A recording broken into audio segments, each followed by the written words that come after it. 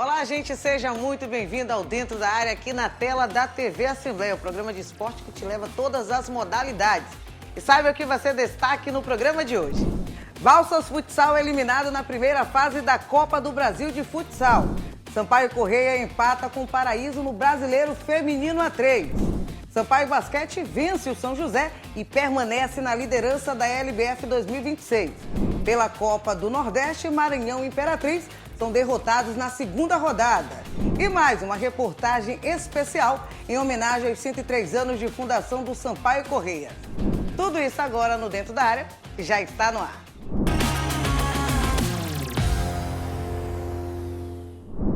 Muito bem, gente, muito obrigada pela audiência, começando aqui pela TV Assembleia, Dentro da Área, e a gente começa o programa já acionando meu querido amigo Gregório Dantas. Greg, seja bem-vindo ao Dentro da Área. E aí, Dani, tudo bem? Tudo certo, tudo tranquilo, Greg. Só não tá bem pro time maranhense, né, Dani? Todo mundo perdeu, rapaz. Rapaz, fim de semana não tá sendo legal, viu? Não foi bom, não. O basquete foi, né? O basquete foi. Inclusive, a gente já começa o programa trazendo o giro da área. A gente vai falar de futsal. O nosso representante maranhense foi eliminado, Balsas. E vamos falar também de Liga de Basquete Feminino. Quarta partida e quarta vitória do Sampaio Basquete. Acompanhe o giro da área de hoje.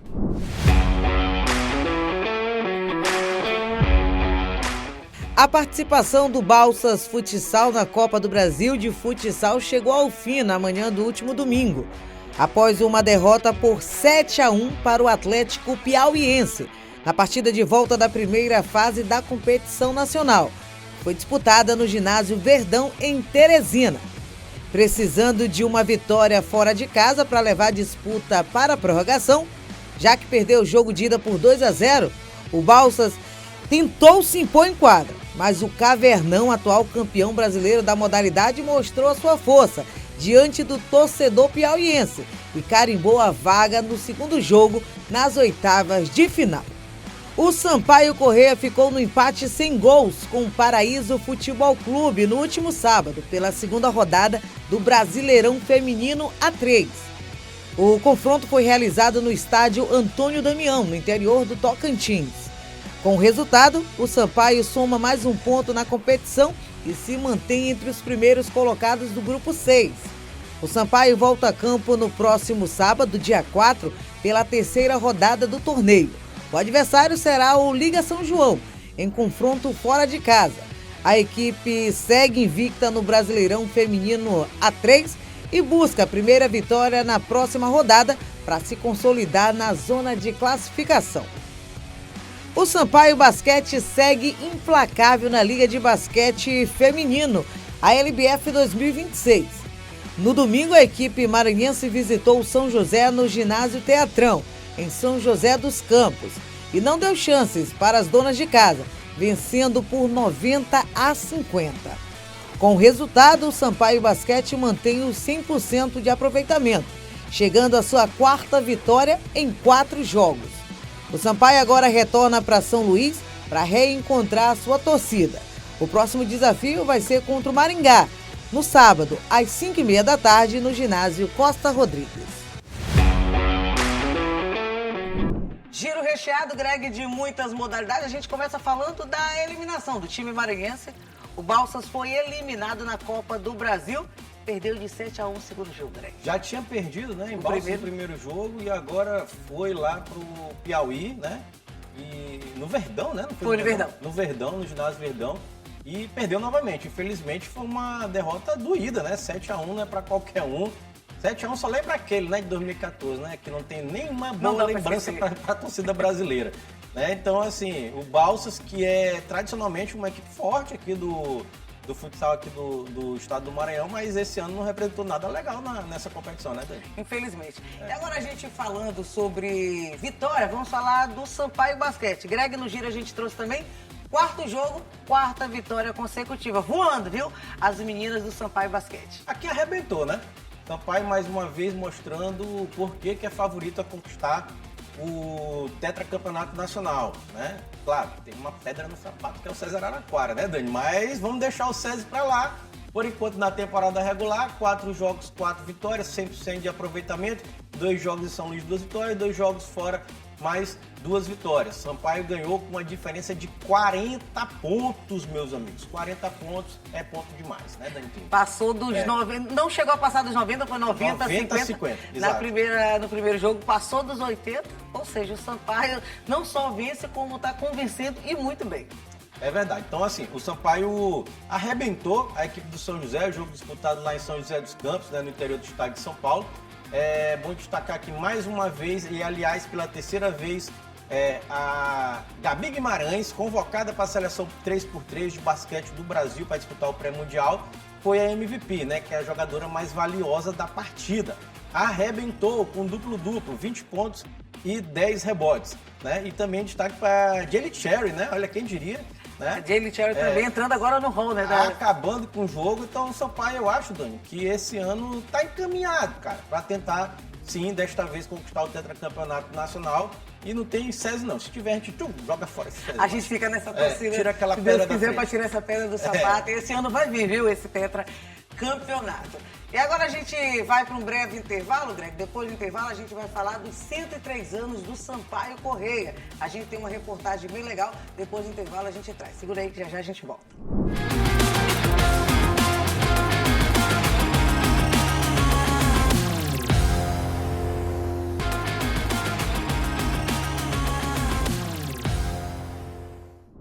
De volta com o Dentro da Área, agora a gente vai trazer uma reportagem bem legal. Na última semana, no dia 25 de março, o Sampaio Corrêa completou 103 anos de história. O João Carvalho foi até o CT do clube e conversou com 2 ídolos, 2 astros do futebol do Sampaio Corrêa, o Rodrigo Ramos e o Arlindo Maracanã. E a gente traz agora essa reportagem bem legal no Dentro da Área. Acompanhe. Sampaio Corrêa Futebol Clube é simplesmente o clube de maior história dentro do estado do Maranhão, com as maiores conquistas. Maior campeão estadual 37 vezes, campeão brasileiro em 1972, 1997, 2012, campeão da Copa Norte em 1998, campeão da Copa do Nordeste 2018. Títulos que elevaram o tricolor maranhense a outro patamar. Fizeram com que o Sampaio entrasse na galeria dos maiores clubes do Brasil. Nós vamos conversar com o Arlindo Maracanã e também com o Rodrigo Ramos, que hoje fazem parte da diretoria do Sampaio Corrêa. Tem uma responsabilidade enorme. E esse é um dos assuntos que nós vamos tratar com eles a respeito dos 103 anos do tricolor maranhense.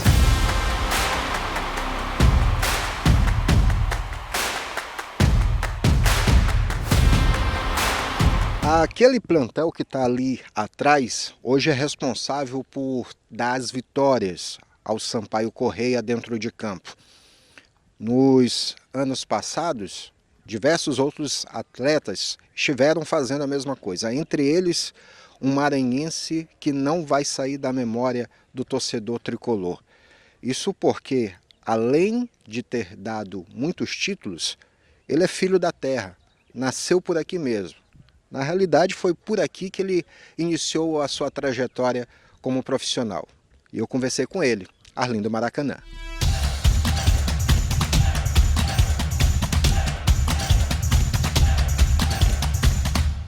Arlindo, muitos anos dentro do Sampaio, contribuindo com o Sampaio também contribuindo contigo. O que tu pode falar, né, resumir, porque de tanto tempo que tu tens de contato com o Sampaio, precisa então resumir como é que é essa relação com o clube. O Sampaio começou em 96 na minha vida, ainda estudando na escola técnica. Vim aqui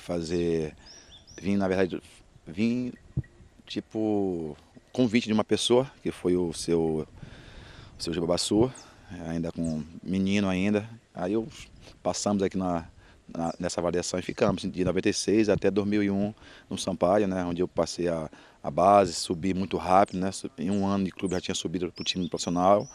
Conseguimos aqui algumas conquistas, ainda como juvenil, como menino, né, início de carreira, né, ali na Série C, também de 97, também Copa Norte de 98, aquele jogo épico do Sampaio e Santos, né, ali casa cheia, até os portões jogados embaixo. Então ali começou a minha história e em 99 eu realmente fui um jogador diferente, onde tive a oportunidade de jogar, realmente já me firmar, 2000, 2001, onde eu fui emprestado para o Fluminense, voltei para a Série B em 2001 e aí quando nós nos destacamos mais uma vez, saímos para o Ceará.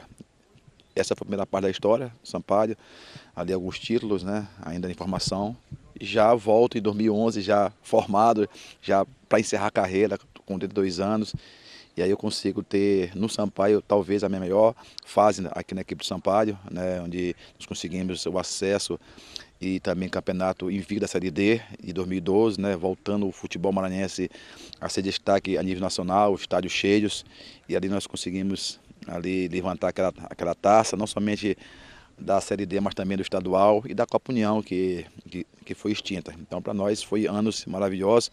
Já em 2013, conseguimos ser vice-campeão. Para mim, a maior frustração como boliviano, né? A gente joga uma final contra o Santa Cruz, e aí tinha tudo para ser campeão. Seria uma coisa inédita o Sampaio ser campeão 2 vezes seguidas de duas séries diferentes do Campeonato Brasileiro. Mas nós perdemos lá no campo lá do Arruda, né, de 2-1. Então, depois jogamos 2014 Série B, 15, até eu encerrei em 2016 para a equipe do Sampaio. Então, juntando, foram 10 anos que eu tive aqui da equipe, dentro de campo, onde nós passamos também depois para a parte como treinador, fundador interino, né, do Sampaio 2015, na Série B, né, jogamos lá, ganhamos o Vitória lá, também depois fui treinador contra o Palmeiras na Copa do Brasil, né? E essa história fora de campo. Mas dentro de campo foram 10 anos, né? Bem vividos, fiz 39 gols, né? Jogos, não sei quantos jogos eu fiz, mas para mim a minha história é muito confundida com a história do Sampaio Corrêa, né? A gente temos 10 anos, né? Onde nasci aqui do Maracanã, cria daqui de São Luís, cria do Sampaio Corrêa, e você começar a encerrar essa grande equipe e hoje trabalhar, para mim é uma grande satisfação fazer parte de 103 anos de uma equipe tão grande, né, onde passam por aqui muitos profissionais, muitos jogadores, muitos treinadores, e você fazer parte, né, daquele celeiro de grandes jogadores, para mim é uma satisfação imensa. Agora, como torcedor, mesmo como atleta dentro de campo, mas é atleta dentro de campo, mas também torce ali, tá? Porque muitas das vezes acaba não estando presente em um jogo, tem que tomar a posição de torcedor, né? Torcedor está presente sempre. Como torcedor, qual foi o momento mais importante para ti nessa história do Sampaio Corrêa? Acho que foi um jogo que eu estava na arquibancada de fato, né? Foi Corinthians e Sampaio aqui no Castelão, olhando ali Juca Baleia, Zé Carlos, Luiz Carlos, Lamartine, tantos jogadores passaram por aqui, jogadores excepcionais, Ismael, né? Bacabal, lá atrás ainda, o próprio Raimundinho Muchacho, e você ali acabando olhando o jogador de perto, e você vê o Sampaio vencendo aqui dentro do Castelão, a equipe do Corinthians na Copa do Brasil, creio que foi 90, 91, não estou lembrado do ano mais ou menos, e ali eu ali com meu pai, né, menino, meu pai com a camisa do Sampaio, ele me deu uma camisa do Sampaio, aquela que era a tricolor, mais feita de tricô, né, Sim. Bem antiga. E ali nós olhando o campo lotado, e ali nasceu o sentimento, né? De poder, quem sabe, um dia ali estar dentro de campo, né? Eu sempre tive esse desejo e Deus realizou, mas nunca coloquei como prioridade. As coisas aconteceram na minha vida naturalmente, e graças a Deus eu realizei não somente meu sonho, mas do meu pai, que meu pai é boliviano. Esse aí é aqueles meus do mesmo ranzinza mesmo, como a gente fala no maranhense, né?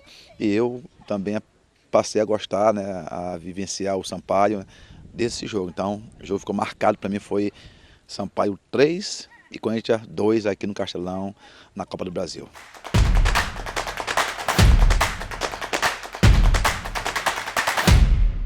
A galeria de ídolos do Tricolor também tem espaço para quem vem de fora.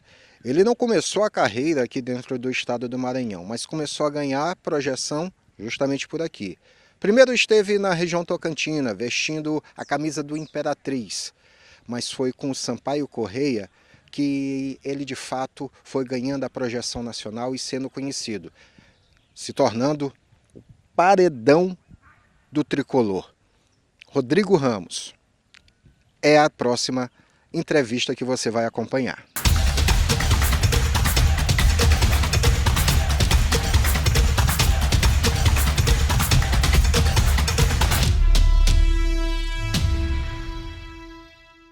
Rodrigo Ramos, conhecido Paredão. Hoje, o Paredão é dirigente no Sampaio Corrêa.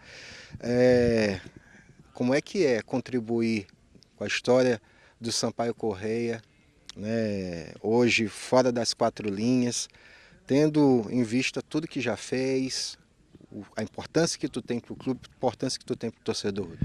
Bom, é um privilégio, né? Acho que é um privilégio eu estar podendo contribuir agora fora de campo, né?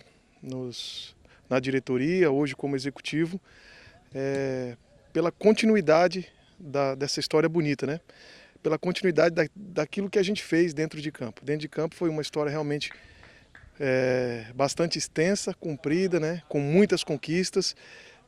Foi muito suor derramado aqui nesse campo para que os resultados pudessem acontecer não só nos campos aqui, nos nossos estádios, né? Mas Brasil afora. Haja vista que nós temos conquistas nacionais, né? Foram 400 jogos, mais de 400 jogos oficiais com a camisa do clube, né? Todos jogos catalogados. Foram 8 títulos profissionais. Dentre esses 8 títulos, o mais importante que eu destaco, né? Campeão brasileiro de forma invicta 2012. Foram 2 acessos seguidos, né? Da D para C, da C para B, contribuindo não só com a volta do Sampaio ao cenário nacional, mas do futebol maranhense, né? De uma forma geral. Hoje o futebol maranhense é muito mais valorizado justamente por aquela campanha histórica, né? De 2012, 2013, 2014.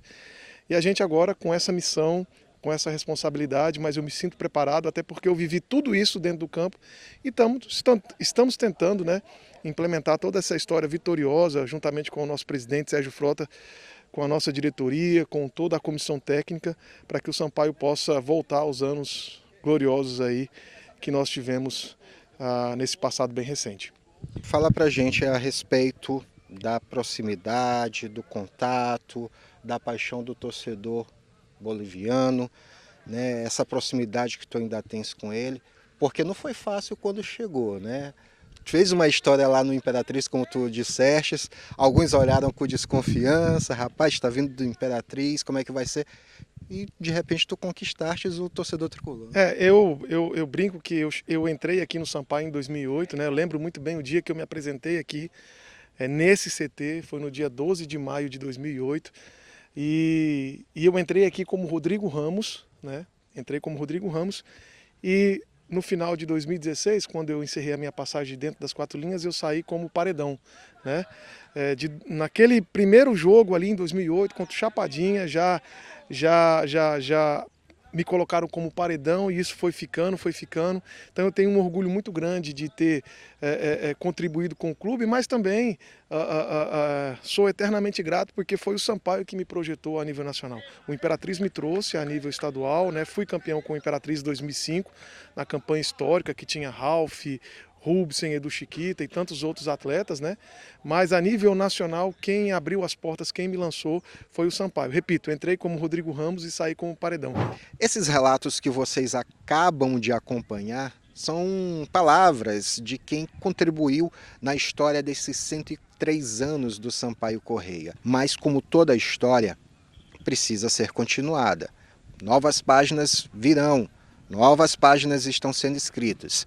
E agora, com 103 anos, o que essa equipe, o que a atual diretoria quer deixar escrito na história tricolor? 103 anos completados, presente deve ser dado. O que a torcida e o Sampaio merecem de presentes? Arlindo Maracanã e Rodrigo Ramos respondem. Agora, nesse novo momento para a Série D, né, é o grande sonho do torcedor e meu também, né? De todos que estão aqui nesse momento, que é recolocar o Sampaio numa competição, né, num nível maior que é a Série C. A Série C hoje é uma competição muito bem valorizada e o primeiro passo é voltar à Série C para depois voltar a uma Série B. Esse é o meu sonho e acredito que realmente esse seja, como você colocou bem aí, o maior presente. O presente ideal para o Sampaio é voltar a ser campeão, né, numa série Série D do brasileiro, ou até mesmo subir para a Série C, né? A gente quer ser campeão ou estão subindo, então isso para nós é o maior presente. A Bolívia querida de maior torcida deste Maranhão, Sampaio Correia, do nosso esporte o mais antigo esquadrão. Greg, bem bacana essa reportagem, o João Carvalho trazendo essa conversa bem legal com o Rodrigo Ramos e também com Arlindo Maracanã. 103 anos de história, Greg, de muitas glórias completadas no último dia 25 de março. Verdade. Aqui é o seguinte, Dimitri, a gente tem no estado do Maranhão um time que é especial. Não diminuindo os outros, não. Mas o Sampaio Corrêa é um time especial, gente. O Sampaio Corrêa é o único time brasileiro campeão de duas regiões diferentes. Isso não existe. Né? E nem vai ter mais, porque não acabou. Né? E o Maranhão finalmente foi colocado na região Nordeste futebolisticamente, porque geograficamente já era, né?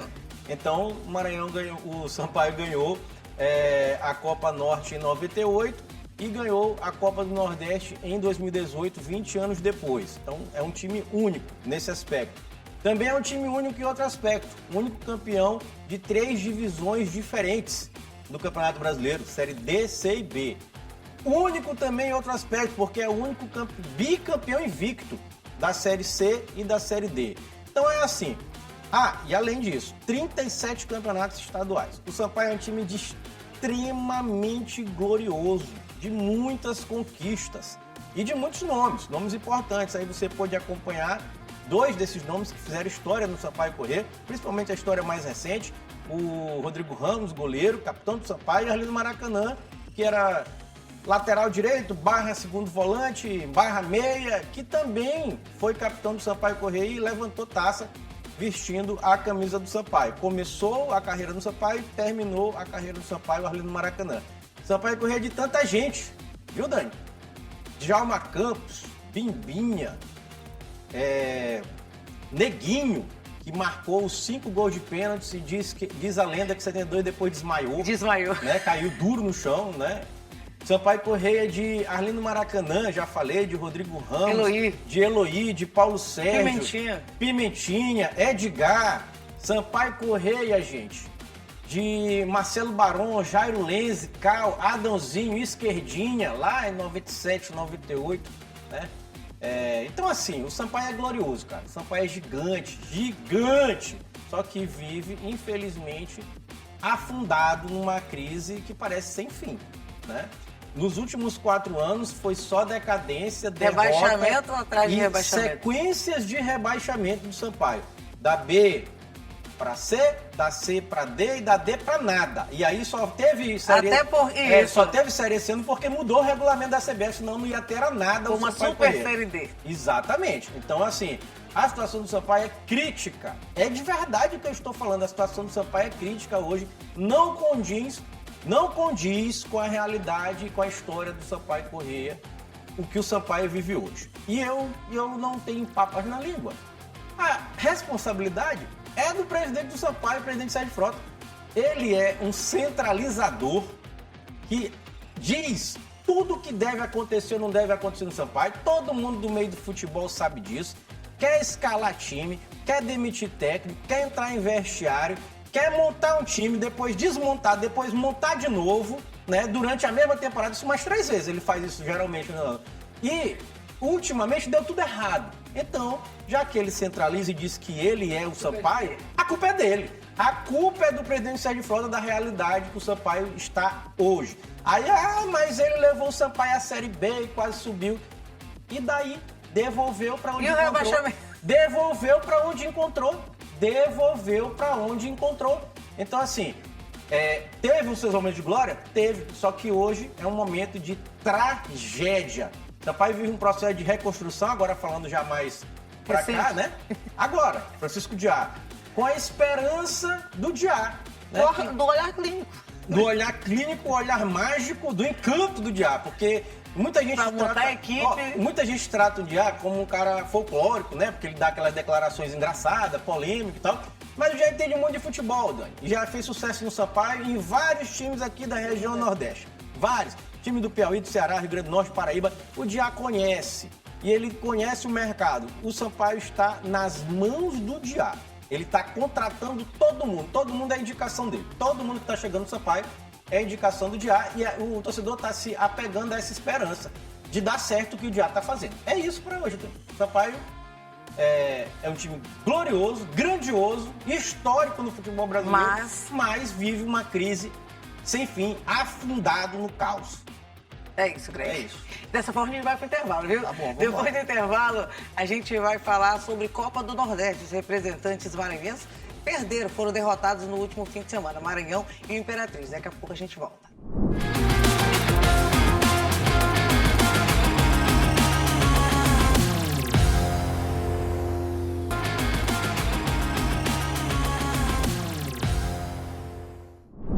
De volta com o Dentro da Área aqui na tela da TV Assembleia. Agora a gente fala de futebol. Vamos falar de Copa do Nordeste. Os dois representantes do Maranhão na competição entraram em campo no fim de semana e não saíram com vitória. A gente começa falando do Maranhão Atlético Clube, que entrou em campo no Nilzinho Santos, enfrentando a equipe do Ferroviário e acabou saindo derrotado. Greg, a gente começa falando do Maranhão Atlético Clube, jogando com a torcida. Não conseguiu a vitória tão importante, já que tinha começado a competição jogando fora de casa, perdendo lá na Arena das Dunas. E aí a torcida ficou na bronca, viu? É uma coisa interessante aqui, né, Dani? O Ferroviário parece que virou a pedra do sapato do Maranhão, né? Todo ano tem uma derrota assim... Ou uma competição é outra. É um negócio chato já, né? Agora, assim, do jogo, o Ferroviário foi dominante no primeiro tempo, realmente, né? Mereceu o placar. Aí no segundo tempo o Marcinho Guerreiro teve uma... Acho que ele acordou para a realidade, porque ele foi xingado demais, né? Demais. Pela torcida do Mar que estava ali na beira do alambrado. Do alambrado não, que hoje é um vidro, hoje né? é vidro. Ali no Nilzinho Santos, ele foi xingado demais. E aí ele acordou para a realidade, fez o Maranhão voltar. Mas na base, eu acho que, acredito, Dani, na base da vontade, né? Mais do que em arrumação tática, mais do que técnica. Foi na força de vontade. Mais na força de vontade, o Maranhão ainda conseguiu fazer... Aliás, sofreu 3-1, depois fez o 3-2. Então, o que importa disso bem aqui, Dani, é o seguinte, é que o Maranhão tá mal. Tá mal. O Maranhão tava mal na Copa... 4 jogos sem vencer. Tava mal na Copa... perdeu do IAB, né? Aí depois perdeu do Ceará. Aí perdeu o América. Perdeu do América e agora perdeu do Ferroviário. Então vem de 4 derrotas, né? Pesado. 4 derrotas é pesado, né? Tem rebordose aí, né? Porque reunião de diretoria, várias coisas acontecendo, né? No Maranhão. A torcida em cima, bastidores, pressão, né? Em cima de comissão técnica. Então, a situação do Maranhão não está confortável. Eu tenho que dizer o seguinte, Dani. Tava até vendo aqui, a situação nesse grupo se complicou demais, porque o Retrô ganhou os 2 jogos, né? Que jogou. Fortaleza ganhou os 2 jogos também que jogou e o ABC empatou 1. Para o Maranhão se classificar, o Maranhão vai ter que ganhar todos os jogos. Fazer tudo que nós não fez até agora. Vai ter que ganhar todos os outros jogos. O problema é que agora que o bicho pega. Porque agora que o Maranhão ainda vai ter que pegar Sport Ceará. Olha aí, o Maranhão vai ter que encarar o Sport Ceará ainda, né? Tendo que ganhar dos dois. Então a situação do Maranhão para mim é muito complicada, muito difícil. Eu acho que Copa do Nordeste... Meu amigo... Pode dar tchau? Será, pode esquecer. Foca na Série C do Campeonato Brasileiro para tentar fazer uma boa campanha. Um fato importante é que esse ano a Série C só cai em 2, né? Só cai 2, isso aí pode ser importante, né? Na reta final do campeonato. Que era um detalhe que a gente dizia que era bem legal pro Maranhão. Isso, exatamente. Mas é focar na Série C. Para mim é focar na Série C agora. E assim como o Maranhão Atlético Clube, entrou em campo também a equipe do Imperatriz, que tinha perdido em casa no jogo de estreia. E no segundo jogo a gente sabia que era um pouco mais difícil, porque ia lá pro Castelão enfrentar o Fortaleza. E acabou saindo derrotado. Também, mais um jogo e mais uma derrota, Greg, de um time maranhense, dessa vez Imperatriz. Aqui é o seguinte, eu tava pensando quem tem a situação pior, né? Mas eu acho que o Imperatriz tem a situação pior porque joga a Série D do Campeonato Brasileiro, né? Então ele automaticamente tá pior que o MAC. Tá pior que o MAC, né? E um agravante também, o Imperatriz jogou contra o time reserva do Fortaleza, viu? Foi o time reserva do Fortaleza que ganhou de 2-1 da equipe do Imperatriz. Então é um agravante. O Imperatriz foi melhor o jogo todo, né? Vamos ser bem Mas- sinceros. Foi melhor o Imperatriz, não. O Fortaleza foi melhor o jogo todo, né? E aí, no primeiro tempo dominou amplamente, no segundo tempo também, só que aí o Imperatriz diminuiu e aí teve um pequeno alvoroço ali, porque diminuiu, né? Aí vamos ver o que acontece. Vou pra cima, vou Vamos ver o que pra baixo. acontece, mas não aconteceu nada. Terminou 2-1 mesmo para a equipe do Fortaleza, lá no Presidente Vargas, jogo, né? E aí o Imperatriz se complicou demais na tabela de classificação, estava acompanhando aqui A também, situação é Dani. um pouco mais complicada. Só que assim, é diferente do outro grupo, porque lá só quem ganhou os 2 jogos foi o Sport. Então, ainda tem um equilíbrio maior. O Sport tem 6 pontos, o América de Natal tem 3, o Ferroviário tem 3, o Ceará tem 1 e o Imperatriz 0. Então, há um equilíbrio maior neste outro grupo, que é o grupo C da Copa do Nordeste. Lembrando que 2 de cada se classificam. São 5 times em cada grupo, tu joga o C contra o D, né? Então, cada time faz 5 jogos, 2 de cada classificam. A situação do Imperatriz, em termos de classificação, ela é mais possível do que a do Maranhão. Eu acho que a do Maranhão é muito complicada, muito difícil, apesar de o Imperatriz eu considerar um time mais fraco do que o Maranhão. Inclusive, a próxima rodada das duas equipes vão ser justamente jogo entre elas. Assim, lá no Frei Epifânio da Badia, aquele horário comum lá, às 7h30 da noite. Pois é, nesse jogo bem aí, se esse jogo for empate, os 2 morrem. Podem morrer abraçados. Os 2 podem morrer abraçados se esse jogo for empatado. E real, Greg. Aí já era pros 2. E por falar já em questão de jogos a serem definidos aqui no Castelão, Greg, apenas o Nhozinho Santos para essa temporada agora, esses próximos 40 dias. O estádio Castelão não vai poder ser utilizado, nem na Série D, nem na Série C, nem no Campeonato Feminino. Como é que vai Nem ser na Copa do Nordeste. Nem na Copa do Nordeste. Como é que vai ser essa matemática para poder abarcar todos os times maranhenses em diversas competições? Não sei.